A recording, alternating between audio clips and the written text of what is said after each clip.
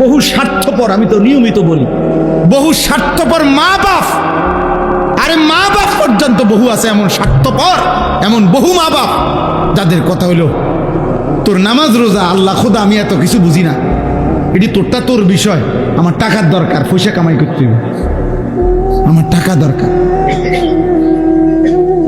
টাকা কামাই করলে আমার লগে থাকবি, নাহলে বাদ দে। টাকার সূত্রে ভিন্ন হয়, টাকার সূত্রে সম্পর্ক ঠিক থাকে, কিন্তু ইমানের সূত্রে, নামাজের সূত্রে এই আওয়াজ। টাকা দেয় নাই 3 মাস, ভিন্ন। তোর বলে তুই খা, যা তুই বাইর, তুই আমার মুখ দেখবি না, আমিও তোর মুখ দেখতাম না। বোঝেন নাই কথাটা? টেহা দেন হাতে, মা বাপের খবর রাখে না, খালাস, টাকার সূত্রে ভিন্ন হয়ে গেছে। কিন্তু ওই বাবাকে একবার বলা উচিত ছিল না যে খোদার 365 দিনে একদিনও ফজরের নামাজ পড়লি না, তোর মতো আল্লাহর দুশ্মন, তুই আমার থেকে আলাদা হ, বাইর হ তুই আমার থেকে, তোর মতো নাফরমান আমার সন্তান কিসের, বাইর না তো আমারে বাইর করে দে তোর থেকে, চাহ বেটা, হয় তুই আমার ফুত না, নয়তো আমি তোর বাপ না, যা।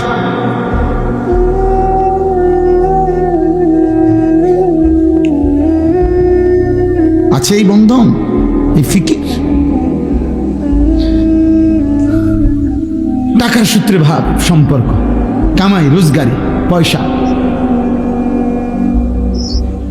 এই বছর, গত বছর এক প্রবাসী ছেলে আমারে সৌদি আরব মক্কায় আমারে জড়ায় ধরে বলছিল এই কথাটা, কাইন্দা চিল্লাইয়া কানছে, কাইন্দা আমারে বলতেছে, হুজুর আমি আজকে 18 বছর বিদেশ করি, খোদার কসম হুজুর 18 বছরে কাউরে কোনোদিন খুশি করতে পারি নাই। মানে মানে হুজুর বাড়িতে যারে যা দিছি প্রত্যেকের শেষ কথা হলো এটাই, আমি ইচ্ছা করলে আরো দিতে পারতাম।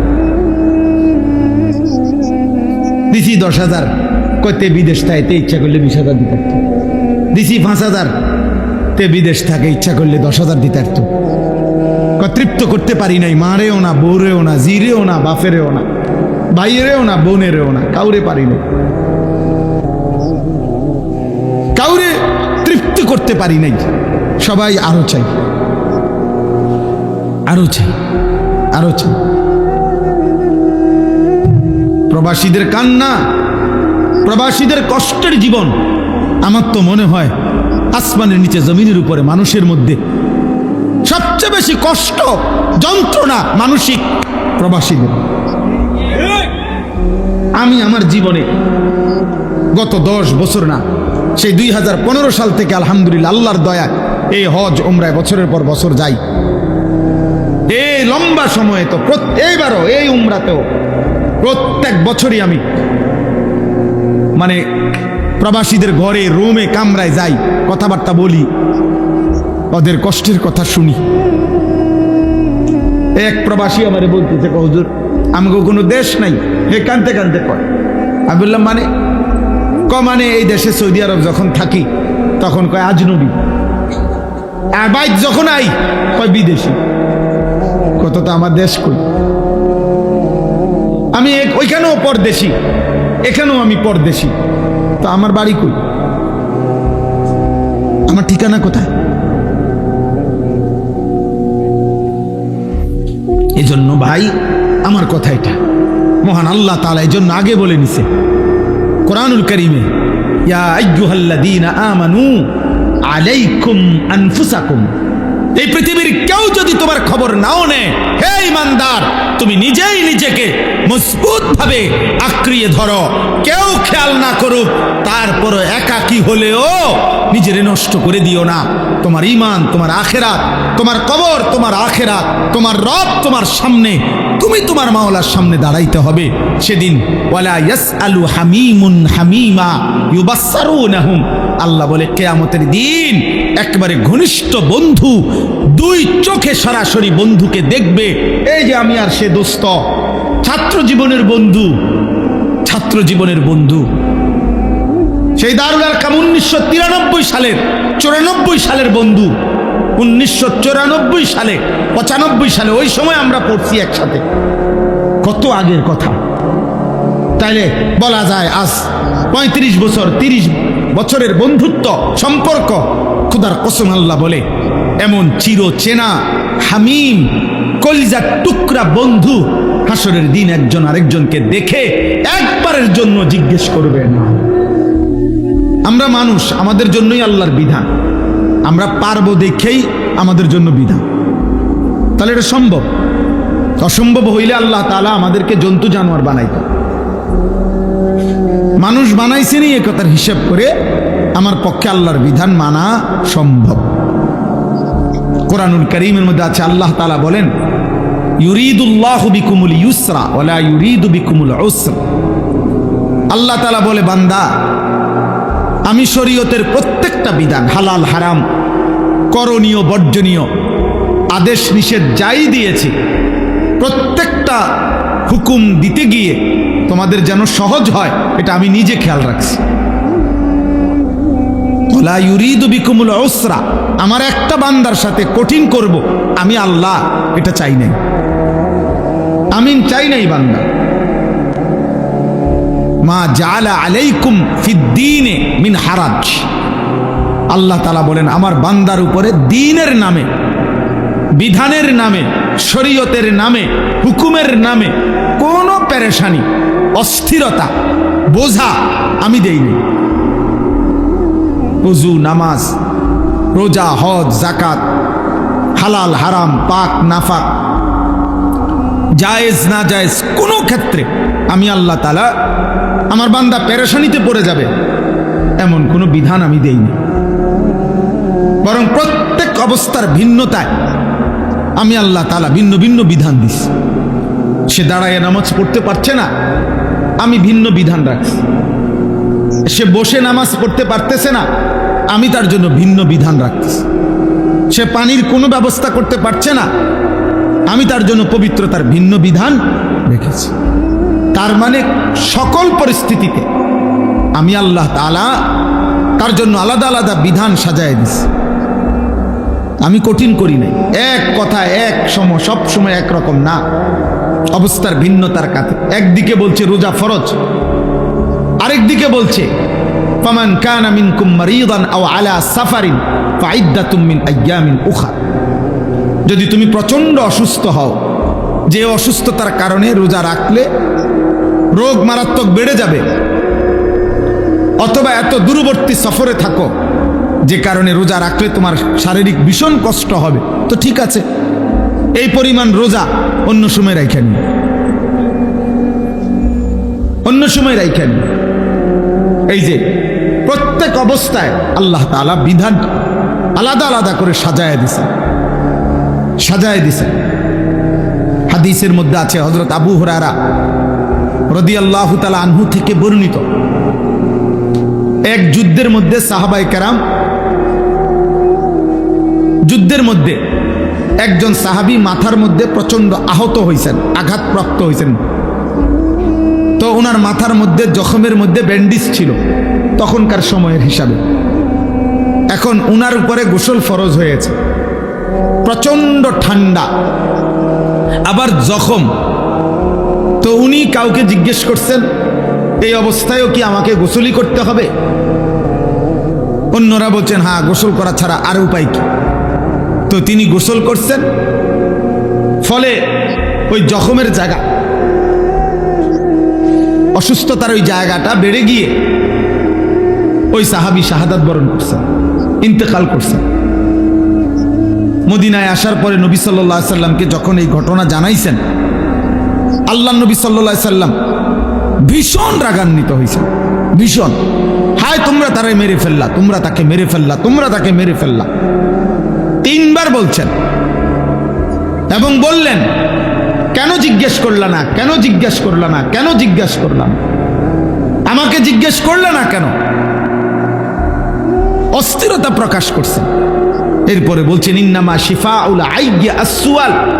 শোনো, এখন থেকে না জানার, মূর্খতার, অজ্ঞতার চিকিৎসা জিজ্ঞেস কর। আমার থেকে জানতা, এই লোক তো তায়াম্মুম করলেই যথেষ্ট ছিল। তাইলে ইসলাম কঠিন করতে চায় না। এক যুদ্ধে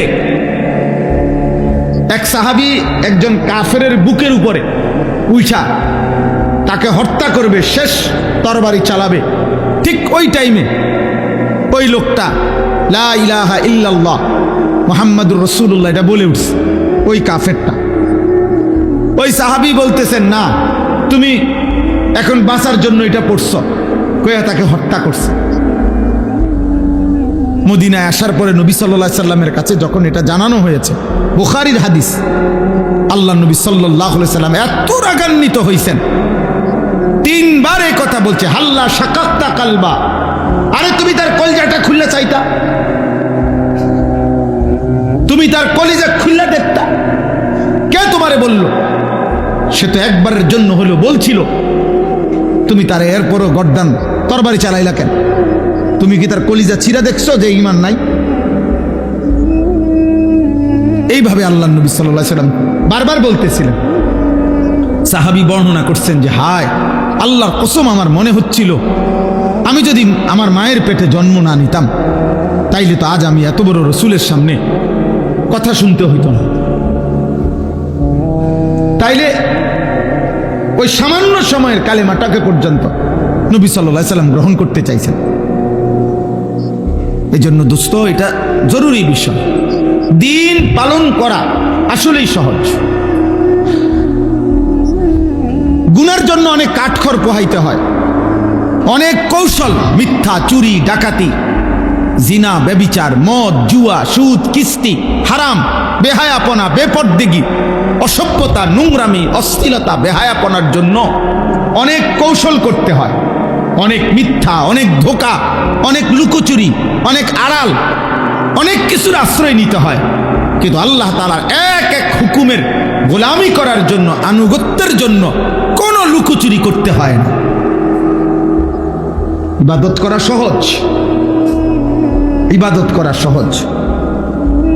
একই বন্ধনে এক পুরুষ এক নারীকে সবাই মিলে একসাথ করে দেয়, আবার সেই পুরুষের নারী গুনাহের কারণে সমাজ থেকে বিচ্যুত করে দেয়। বিবাহিত স্বামী স্ত্রীকে মহল্লাবাসী, বাড়িওয়ালা, ঘরওয়ালা আনন্দের সাথে এক করে দেয়, আর জেনাখোর, ব্যভিচারী, অসৎ চরিত্রহীন নারী পুরুষকে জুতা পিটা করে সমাজচ্যুত করে। অতএব এটা বোঝা উচিত, আল্লাহকে মানা সহজ, দিন মানা সহজ, রাসূলুল্লাহ সাল্লাল্লাহু আলাইহি সাল্লামের সুন্নাত মানা সহজ। আমরা গুনাহটাকে আমরা এই পরিমাণ নিজেদের জীবনে গ্রহণ করে নিছি, এখন আমাদের জন্য ইবাদতটাই কঠিন হয়ে গেছে, এখন আমাদের জন্য আল্লাহর হুকুম মানাটাই কঠিন হয়ে গেছে, কঠিন হয়ে গেছে। জওয়ান, বুড়ো, আমি আপনি সবাই আমরা এই পরিমাণ গুনার সাথে আপোষ করে নিছি। সবাই মিলে, বাবা জানে ছেলে এক ওয়াক্ত নামাজ পড়ে না, বাবা জানে ছেলে মোবাইলের মধ্যে নারী ছবি, অশ্লীল দৃশ্য দেখে, উনি হাল ছেড়ে দিছে, কিছুই করার না। ছেলে জানে তার বাবা টেলিভিশন দেখে, নাটক, সিনেমা দেখে, বিড়ি সিগারেট খায়, গালিগালাজ করে, ছেলেরও আর কিছু করার নেই। অথচ ইব্রাহিম আলাইহিস সালাম একটা ছেলে, যিনি তার বাবাকে হাজার লক্ষবার, শত শতবার আল্লাহর দিকে ফেরাইতে চেষ্টা করছে। ইয়া আবাতি, ইয়া আবাতি, ইয়া আবাতি, ইয়া আবাতি, কোরআন শরীফে আছে। ইব্রাহিম আলাইহিস সালাম বারবার বলছে, হে আমার আব্বা, হে আমার আব্বা, আব্বা আপনি ঈমান আনেন, ঈমান আনেন, ঈমান আনেন। ইয়া আবাতি লিমা তা'বুদু মা লা ইয়াসমাউ ওয়া লা ইউবসিরু ওয়া লা ইউগনি আনকা শাইআ। ইব্রাহিম আলাইহিস সালাম ওনার আব্বাকে বলছে, আজরকে, হে আমার আব্বা, এ কেমন মূর্তির পূজা করেন যে শুনে না, দেখে না, কিছু উপকার করতে পারে না। ইয়া আবাতি লা তা'বুদিশ শাইতান, হে আব্বা শয়তানের গোলামি করেন না। ইয়া আবাতি ইন্নী ক্বাদ জাআনি মিনাল ইলম মা লাম ইয়াতিকা ফাত্তাবি'নি আহদিকা সিরাতান সাবিয়্যা। আব্বা, আমার কাছে আসমানি এলেম আছে, আপনি আমার কথাটা মানেন, আমি আপনাকে সঠিক পথ দেখাবো। এভাবে বলছে, বারবার বলছে, ইয়া আবাতি ইন্নী আখাফু আন ইয়ামাসসাকা আযাবুম মিনার রহমান। আব্বা, আমার ভয় হয় কালেমা ছাড়া মরলে আল্লাহর আযাব আপনাকে ঘিরে ফেলবে,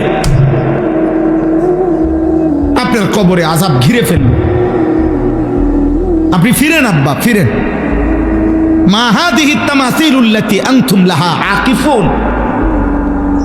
হে আমার পিতা, হে আমার জাতি, এ কোন পাথরের তৈরি মূর্তির সামনে তোমরা হাঁটু গেড়ে বসে আছো কেন? এ কার পূজা করছো? এভাবে বলছে, এভাবে বলছে। তাইলে কি ভাই, সন্তানের কলিজার মধ্যে ফিকির থাকার কথা, আমার আব্বা আমার আখেরাত, আব্বা আমার কলিজার ভিতরে ফিকির থাকার কথা আমার সন্তানের আখেরাত। এবার উল্টা উদাহরণ দেখেন, নূহ আলাইহিস সালাম, একজন বাবা, 950 বছর, যিনি 950 বছর মানুষকে যিনি আল্লাহর দিকে ফিরাইছেন, কালেমার দাওয়াত দিছেন, একটা একটা মানুষের কাছে গেছেন কত হাজার বার, কত লক্ষ বার, 950 বছরে সেই তিনি 950 বছর পরেও যেদিন আযাব শুরু হয়ে গেছে, ওয়াফারাত তান্নুর, চুলার ভিতর থেকে পানি উঠতে শুরু করছে, আল্লাহর আযাব চলে আসছে, তখনও তিনি ওনার ছেলে কেনান, ছেলেটাকে জাহান্নাম থেকে বাঁচাইতে চেষ্টা করছে। ইয়া বুনাইয়া আরকাম মা'ানা ওয়ালা তাকুম মা'আল কাফিরিন। হে প্রিয় সন্তান, আব্বা, হে আমার প্রিয় ছেলে, ইমানদারের সঙ্গী হও, কাফেরদের সঙ্গী হইও না, বেঈমানের সঙ্গী হইও না রে আব্বা। ছেলেটা বলছে, না, আমি পাহাড়ের উপরে আশ্রয় নেব। পাহাড়ের উপরে আশ্রয় নিলে পানি যাবে না। আবার নূহ আলাইহিস সালাম হচ্ছে, লা আসিমাল ইয়াউমা মিন আমরিল্লাহ। না রে আব্বা, আল্লাহর ফয়সালা থেকে আজকে কেউ রক্ষা করতে পারবে, কেউ না। দেখেন, চিন্তা করুন, তাহলে এক বাবার ফিকির ছিল সন্তানকে জাহান্নাম থেকে বাঁচানো, এক সন্তানের ফিকির বাবাকে জাহান্নাম থেকে বাঁচানো, বাবাকে জাহান্নাম থেকে বাঁচানো। হযরত লূত আলাইহিস সালাম শেষ মুহূর্ত পর্যন্ত ওনার স্ত্রীকে জাহান্নাম থেকে বাঁচাইতে চাইছেন। হযরত আসিয়া শেষ মুহূর্ত পর্যন্ত ওনার স্বামী ফেরাউনকে জাহান্নাম থেকে বাঁচাইতে চাইছে। এক স্ত্রীর ফিকির ছিল স্বামী যেন জান্নাতি হয়, আল্লাহর আযাব থেকে বাঁচে। এক স্বামীর ফিকির ছিল স্ত্রী যেন জাহান্নাম থেকে বাঁচে। আমরা সবাই আলাদা হয়ে গেছি আজকে। আমরা প্রত্যেকের জায়গায় সবাই সবাইকে ছেড়ে দিছি। বাপে তার পুত্রে আলাদা করে দিছে, বাবা তোমার মতো তুমি বড় হও। স্বামী তার স্ত্রীকে বলে দিছে, তুমি তোমার মতো চলো, তোমার আনন্দ, তোমার ইচ্ছা আকাঙ্ক্ষা, তোমার পছন্দ অপছন্দ তোমার, আমারটা আমার। ছেলে ছেলের মতো, মেয়ে মেয়ের মতো। এভাবে তো ইসলাম টিকে না, এভাবে তো একটি ফ্যামিলি দিনদার হয় না, একটি পরিবার দিনদার হয় না। সকলের উদ্যোগ লাগে, সম্মিলিত প্রচেষ্টা লাগে। একটা মাহফিল দিয়ে হবে না, একজন বক্তার ওয়াজ দিয়ে শেষ হবে না রে আব্বা। আমার উস্তাদে মুহতারাম হাফেজ মাওলানা ইয়াকুব সাহেব, এইখান থেকে আমার মাদ্রাসা অনেক দূর, রাস্তাঘাট অনেক ভাঙ্গা। আমি চাইছিলাম না, কোনোভাবে মিলাইতেও পারছিলাম না, কিন্তু হুজুর নিজে ওইখানে যাওয়াতে আমি আর কিছুই বলতে পারিনি। আমার সামনে যখন মাদ্রাসায় গেছে এই মাদ্রাসার ডেটের জন্য, আমি তখন আর কি বলতে পারি, আর কি বলার আছে তখন?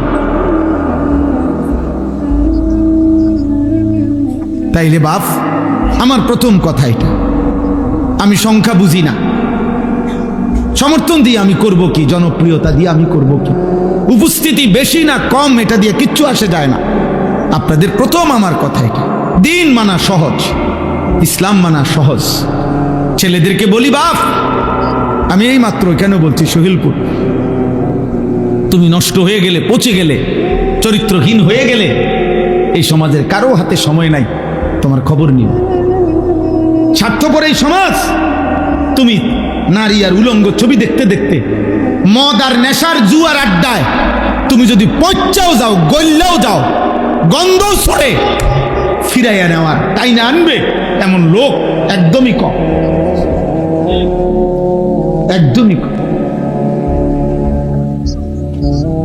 নষ্ট হইতে চাও, 1 সপ্তাহ লাগবে না। নারীর সাথে জিন্দেগি কাটাইতে চাও, লাখ লাখ আছে। জিনাকার, বেশ্যা, পতিতা সারা দেশে হাজার হাজার আছে। মদের আড্ডার অভাব নাই, জুয়ার আড্ডার অভাব নাই, নারীর আড্ডার অভাব নাই। তোমারে একদিনে নষ্ট করে দেব, ফিরাইয়া আনুন না লোক নাই। হাত ধরে টানার মতো লোকের বড় অভাব। যে কতদিন হয় ফজরের নামাজ পড়ো না।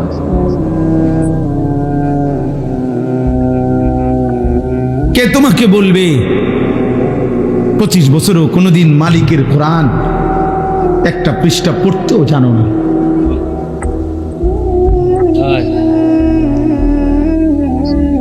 কে তোমাকে মনে করাবে প্রতিদিনের এই মৃত্যু তোমারও মৃত্যু হবে? বলো না ভাই।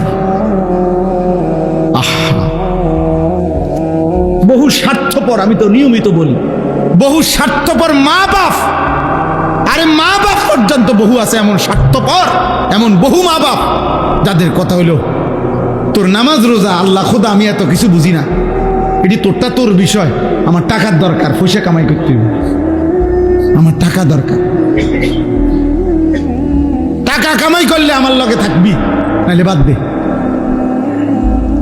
টাকার সূত্রে ভিন্ন হয়, টাকার সূত্রে সম্পর্ক ঠিক থাকে, কিন্তু ইমানের সূত্রে, নামাজের সূত্রে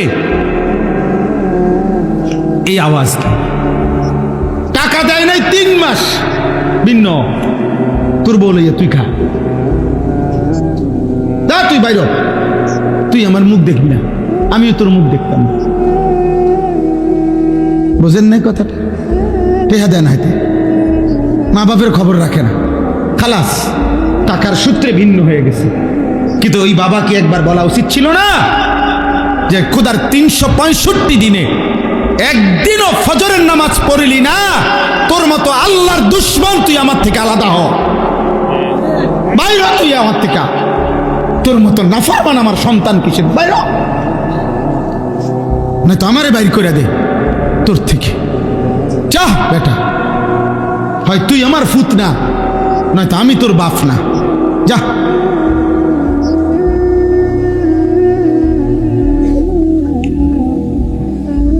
আছে এই বন্ধন, এই ফিকির, টাকার সূত্রে ভাব সম্পর্ক, কামাই রোজগারি পয়সা।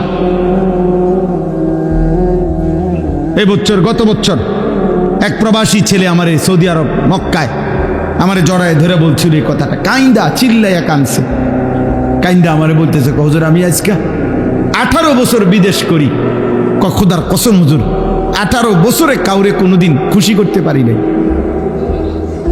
মানে মানে হুজুর বাড়িতে যারে যা দিছি প্রত্যেকের শেষ কথা হলো এটাই, আমি ইচ্ছা করলে আরো দিতে পারতাম। দিছি 10,000, কইতে বিদেশ থাকে ইচ্ছা করলে 20,000 দিতে পারতাম। দিছি 5,000, তে বিদেশ থাকে ইচ্ছা করলে 10,000 দিতে পারতো। তৃপ্ত করতে পারি নাই, মারেও না, বউরেও না, জিরেও না, বাপেরেও না, ভাইয়েরেও না, বোনেরেও না, কাউরে পারি নাই,